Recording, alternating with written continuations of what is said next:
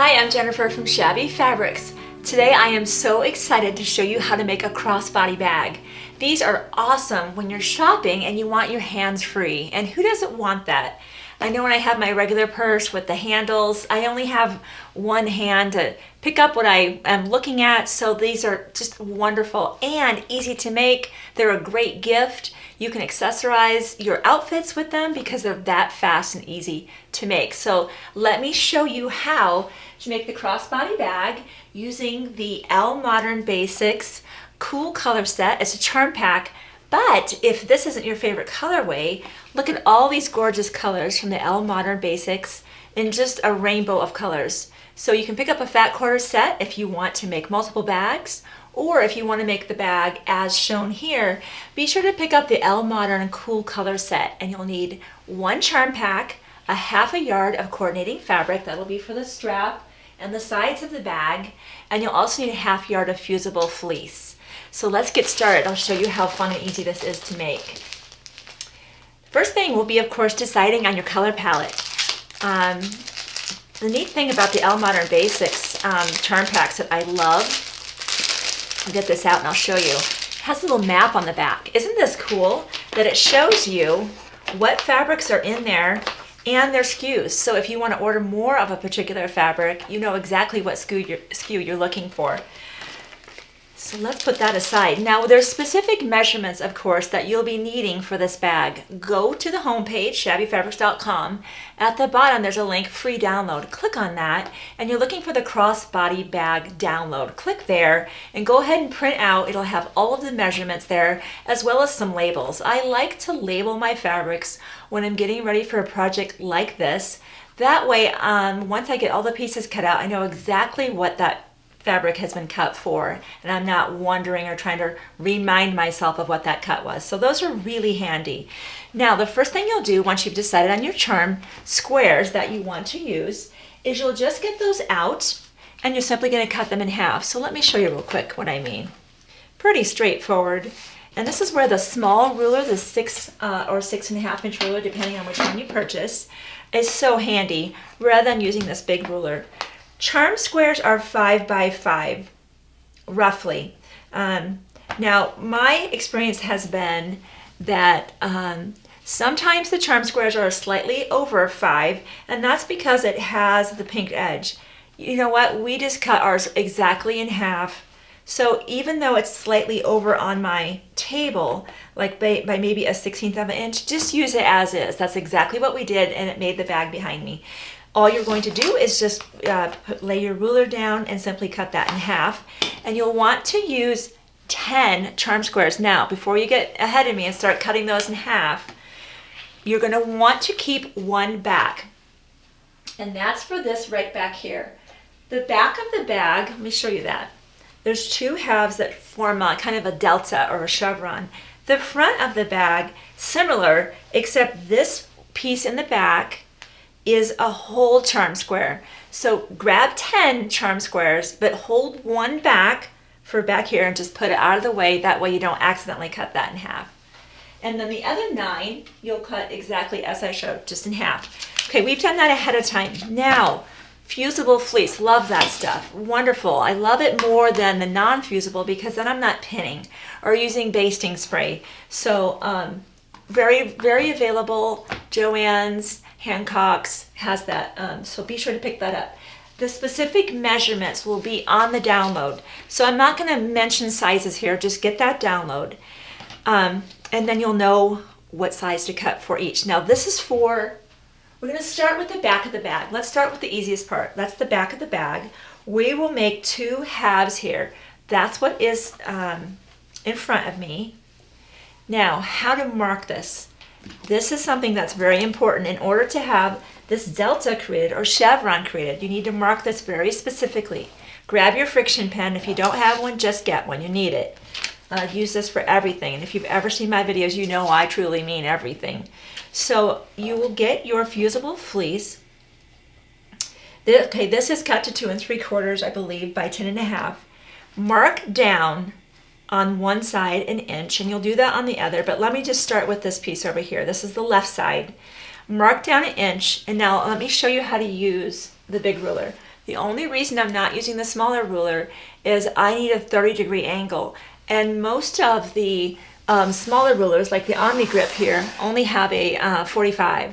So you're going to be back to using the big ruler, which is great.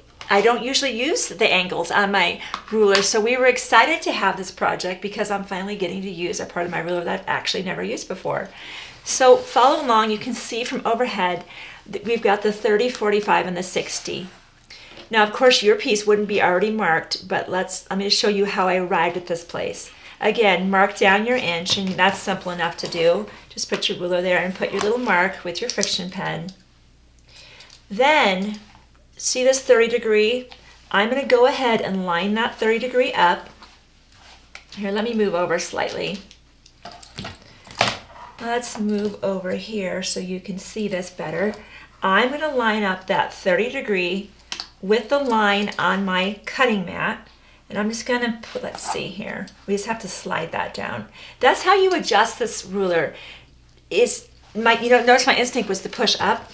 You actually move it along left and right. There we are, till it intercepts that 1 inch mark. And now I'm parallel with my cutting mat, and now I'll draw my line.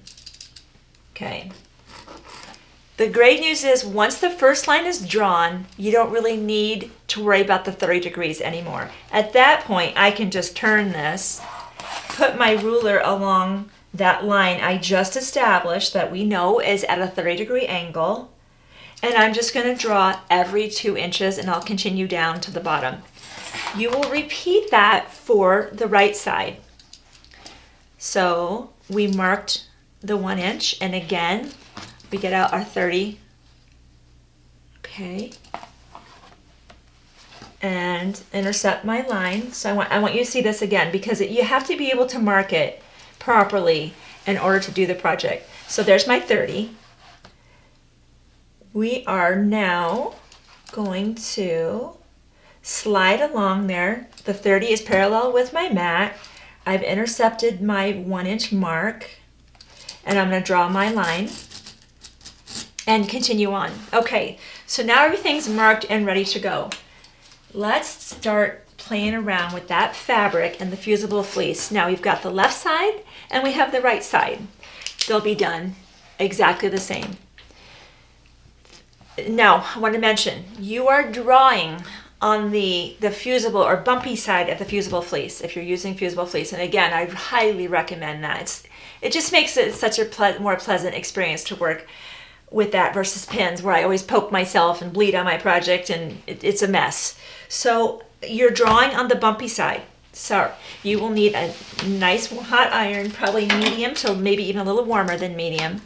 Now with your now half squares, your rectangles, you're going to establish, you have to decide the sequence if you want to repeat that, and that's what we'll be doing today. Then your darkest fabric, and we've actually shown, let's see, what are we going to start with today? Let's start with, you can barely see it, it's on the bottom, okay. So we're going to start with that one. I'm going to show you the back of the bag because that's what we're building first. This will lay down, let's bring over the pressing mat. Move this away. All right. The placement is important, especially after the first row. Now you will place this right side up about the same amount of distance, and you'll just press. Now try not to press over into this area at this point because it will stick to your iron. All right, we'll get that going. Now for the next one. That's going to be, let's see, my next fabric is this one. Okay.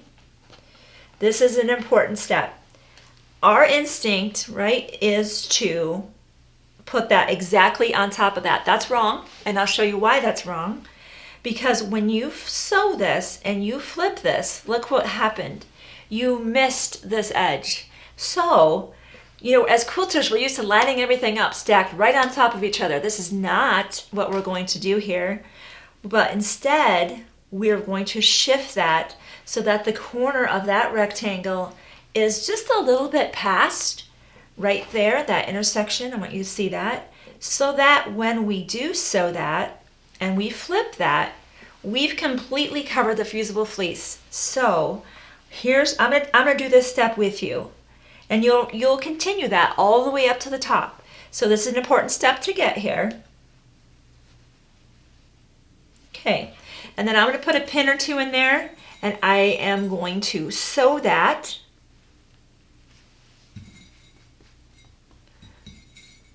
All right, let me pin that, and when I come back, I will have that turned and pressed so that we'll lay the next layer on, and so on and so forth. So I've pressed my second fabric, sewed it, flipped it, pressed it. Now, again, confirming what my next fabric is. Again, you're not laying right on top of the previous one, but rather shifting up till you've got, I don't know, 1/8 of an inch, 1/4 of an inch hanging over. So your 1/4 inch, again, press, press, press. We've done this ahead of time just to save us time. You get the idea of how to lay this out. So let's go to our 2 finished back panels. This is what they will look like. And of course, you've got this fabric hanging over the edge, right? So you will simply flip this over, and with your ruler and rotary cutter, you're just going to clean that up. We've done that ahead of time, and we have our 2 halves here. So now, of course, pinning these places is going to be key, because the worst thing would be if this was not lined up and it didn't form these beautiful deltas the way that it does right now. So let's go ahead, of course, right side together. You will very carefully look at that spot, spend some time pinning. I'm going to be doing that very carefully because I want this to come out looking just right. Especially with the more contrast you have between the different fabrics, the more noticeable it will be if you're off. So do take the time, and if you're off, well, seam rip and try again. So I do plenty of that, and I've been sewing for a long time. So I will pin that.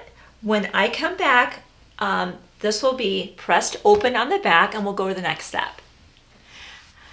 Now that I have the back of the bag done, I've pressed the seam open. Let's set that aside for now. Doesn't that look awesome?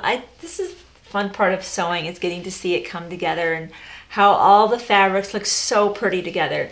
We will repeat most of those steps for this front panel.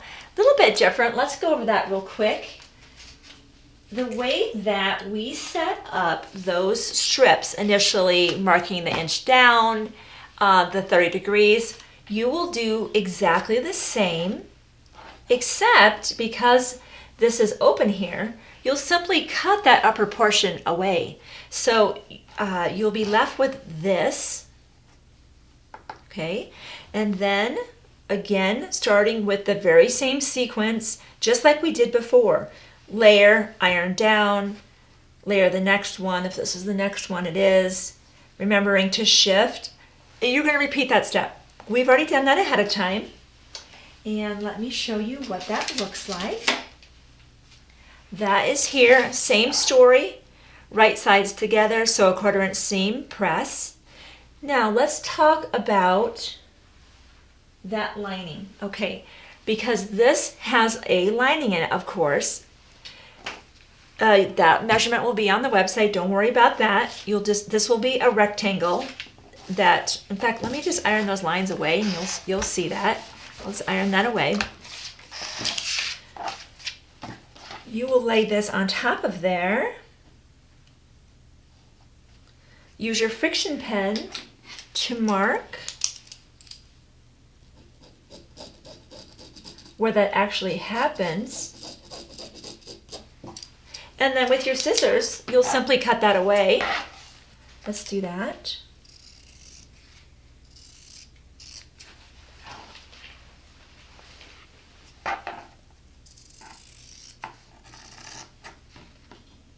Great. Alrighty. Now, this is great using a solid because there's really not a front or back side. It's just a solid. So that's why it didn't really matter if I was right side or wrong side, because there really isn't in a solid. Now, let's say that there was, though. Let's pretend like this is the right side and that's the wrong side. right sides together. All right.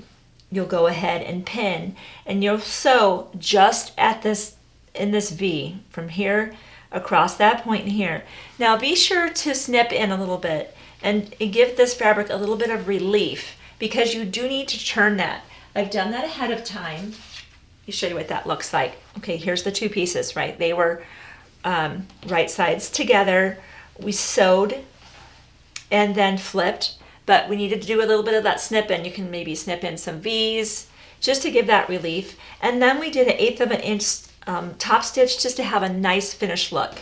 So let's go then to the next stage, which is building this back, because you can see this pocket now has this kind of backdrop. Remember that 10th charm square that you held back? Bring that out now. That's what we have here. And then the bottom portion again, which is the outside side panel fabric, in this case the turquoise or teal, whatever you're calling this, that measurement will be on the website. You'll simply sew the charm square to that piece, pressing the seams open, back that with the fusible fleece. Again, the download is going to have all those measurements for you. And then with your ruler, you'll just draw a line exactly in the middle, and we're just going to sew down that line. And I'll do that, and then when I come back, we'll go to the next step.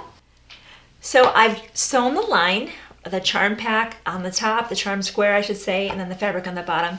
And I like to sew that because it looks cool. That's always great. And then it also keeps all the layers held together better.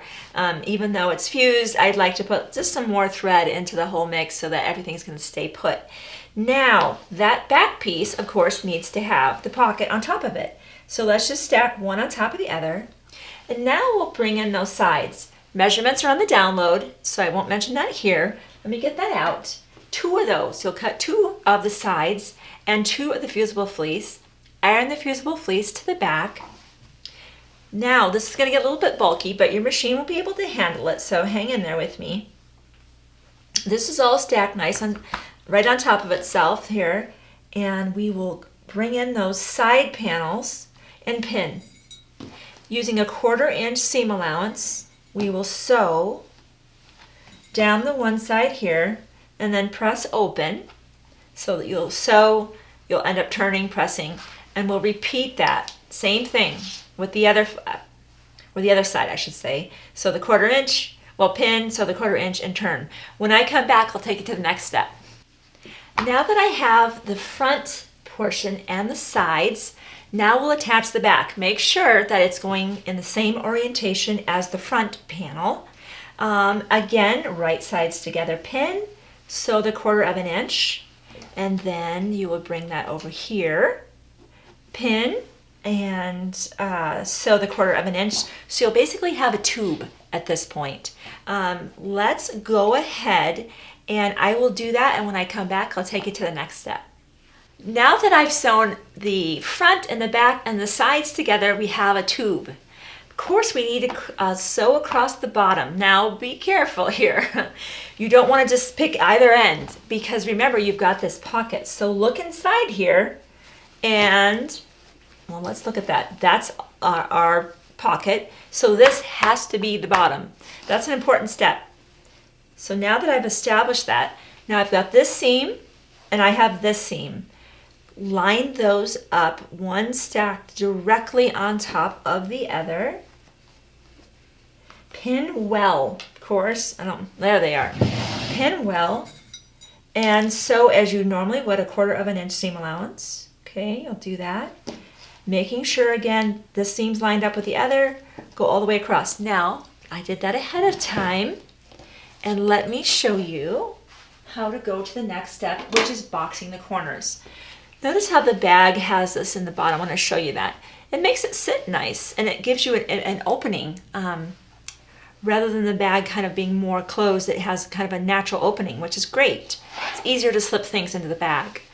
So, how do you box a corner? Now we've sewn across the bottom, and I did box one corner already. I will show you how to do the other. What you'll do to box a corner, sometimes people like to maybe even snip that corner slightly, It makes it even easier to box the corner. It's a 1-inch box.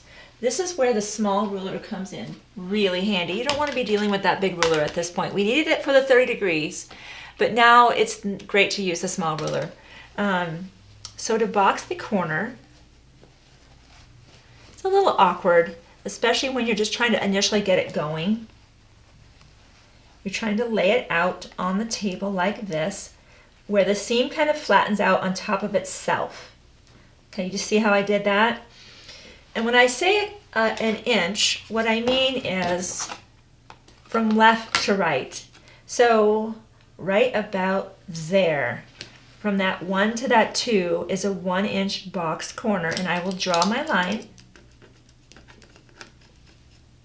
And I want to pin this because when I move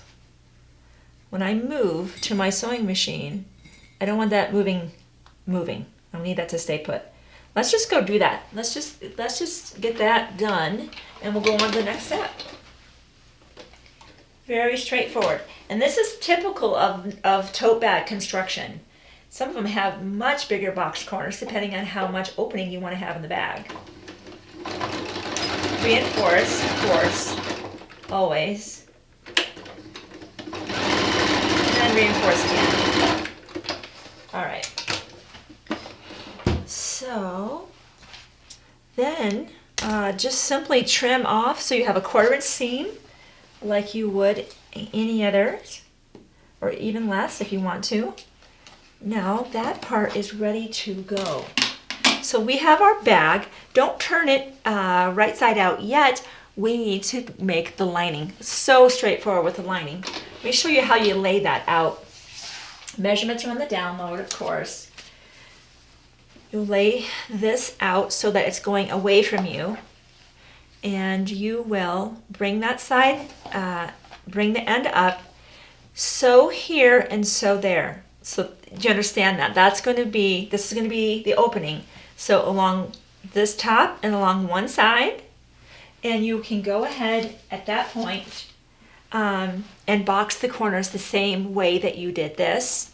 And now turn this right side out. So let's do that together. Anytime you have a bag that has a lining, however you box the corners on the outside of the bag, you'll do the same with the lining. And that's universal with any bag I've ever made. So at this point, before we put this inside there, we need to make the straps and the button closure. Super, super simple. Of course, you'll have a long strap. Now let's talk about that. How long?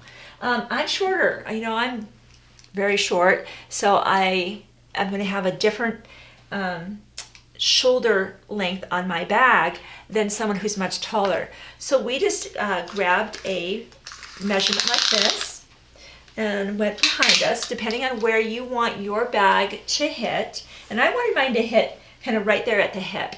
So just grab that, kind of put this across you. A little bit awkward. So I want my bag to flow like this and be right at my hip. So the measurement for me was 52 inches.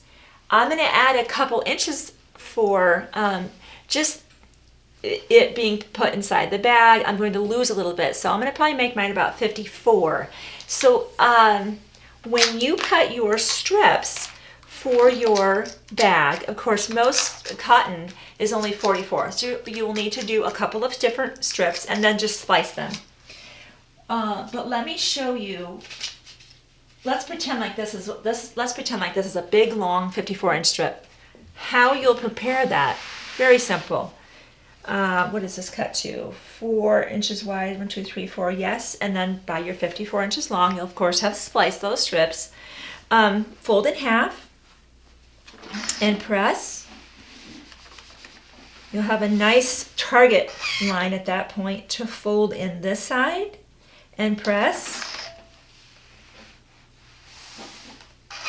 Same with this side and press, and then just simply fold in half. So there you go. That's all there really is to making the strap. Now, something fun is you could, say you cut, I'm going to show you this one. we used some of the extra charm squares to just piece in there. These were some extra charm squares we just cut in half. So they're 2.5 by 5. You could add those into the strap. So you're only cutting one of this and then using some of the charm squares, or make the whole thing. That's your option, but that's how you can personalize your bag for you or a friend. So that was another idea. Now take this to the sewing machine and you'll sew 1/8 of an inch on this side and on this side. Again, the one side's obvious because you need to close it. The other side is style points, and that matters too. And it gives it a nice symmetry. So that's what we've done here. You'll prepare the button closure the exact same way. You have your strip. I believe this is a 1.5 by 5. Check the measurements though. I'm not completely sure on that. Fold it in half, press, get that center line, press to the middle, fold in half, stitch, stitch, you're ready to go. Now that I've got those components, let me show you how we put those in the bag for the final assembly. Now we've got the long strap ready to go ahead of time. Let's move this out of the way. So, button closure, let me talk to you about that one. Because, let's look at this. Because we want the button to be on this portion here, that means the button closure has to be on that side. So again, that's another area where you don't want to sew the button closure on the wrong side of the bag. So make sure you understand how you want the bag to finish. So because we want the button here, I'll put the button closure there. Now just take this. Don't go like this, instead go like this, all right? And we will pin that inward at that seam. You can have them either side by side or slightly overlapping. If they overlap, it is a little bit harder for the machine to get over that, but if you have a pretty strong machine, it should be able to do that. But I'm just gonna pin them side by side rather than overlapping, right next to each other, side by side. Alrighty, and then for the straps, I'm just going to visualize the midpoint of that. I could certainly, if I want to get very specific, I could put a little crease there. I can maybe mark with my friction pen. Did I mention getting a friction pen? I'm sure I have many times. Just get one because there's so many uses. Go inward there. Let's pin that here, and we'll do the same on the other side. Okay, that's gonna all go inside. Let's make sure that's not twisted. Let me not do that so flippantly. Let's make sure that when I come to this side, I haven't created a twist. Very important. There's all these little gotchas, and the only reason I know about these gotchas is I've made just about every mistake in the book, and I'm sure there's more to come. I will always try to pass on to you areas where you could potentially make an oops so that you don't make an oops. I've already done that, so you don't have to do that. So that's ready to go. Now, lining. We've turned this lining right side out. Let's go ahead and put that in. Again, lining up the sides as you would expect, the side seams with that strap, going all the way around. Do yourself a favor as you're pinning all the way around. The side that you want to leave open is this side, especially with the button closure. We don't want to go there. Let's go ahead and pin around 3/4 of that, leaving this portion, which is actually the front, open, okay? So that way, when we turn the bag through, this is the area that we're turning through instead of where that button loop is. So when I come back, we'll finish up the bag. I've sewed the bag around the 3 of the 4 sides, and now my absolute favorite part, and I'm sure your favorite part too, is to actually see the finished project. And for me, it's seeing if I actually did this right. Wow, isn't that cute? So as you would expect, of course there's an opening here now. Press that under 1/4 of an inch, press it under 1/4 of an inch and pin. And then you will go all the way around the top and simply you're doing two things. Yes, you're absolutely closing the top, but it also gives it such a nice finished look. So just roll that in. And then the last thing to do will be sew the button on the front, and you're ready to go. So I hope you enjoyed learning how to make the crossbody bag from Shabby Fabrics.